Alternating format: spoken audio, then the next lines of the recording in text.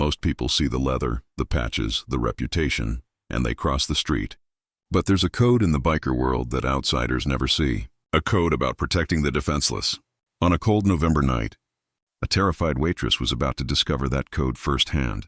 Lena Brooks, 23 years old, worked at Rosie's Diner on Route 44. She was putting herself through community college, working evenings 5 nights a week. She was the kind of person who remembered your coffee order, who made people feel seen in a world that moves too fast. 3 weeks ago, everything changed. A man started coming in alone, always watching her.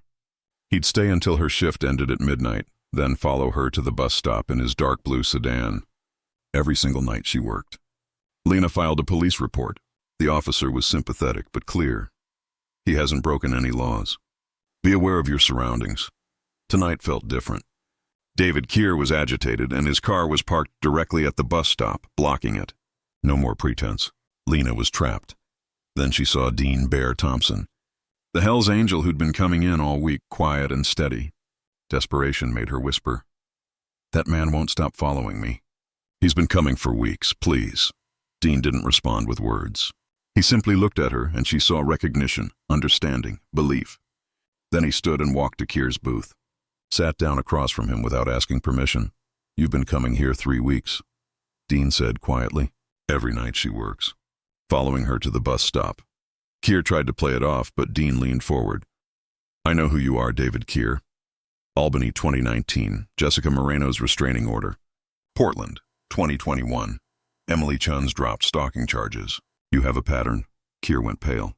"How do you know that?" Dean's sister Linda had been stalked 20 years ago, nearly died when her attacker broke into her apartment. A stranger saved her life. Afterward, Linda built something, a survivor network tracking predators who moved from state to state, finding new victims. The Silent Watch, survivors sharing information, motorcycle clubs providing protection when the legal system couldn't.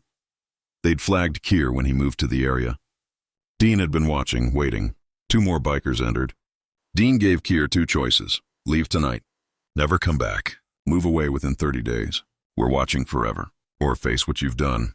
Dean pulled out a tablet showing Jessica and Emily on video call. They want to talk to you. You listen. You admit what you did.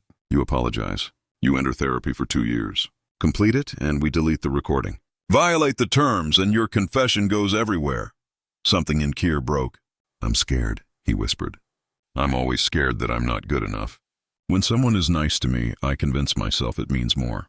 Then when they don't want me, I can't stop." After an hour, after admitting what he'd done to both women, Keir chose option 2.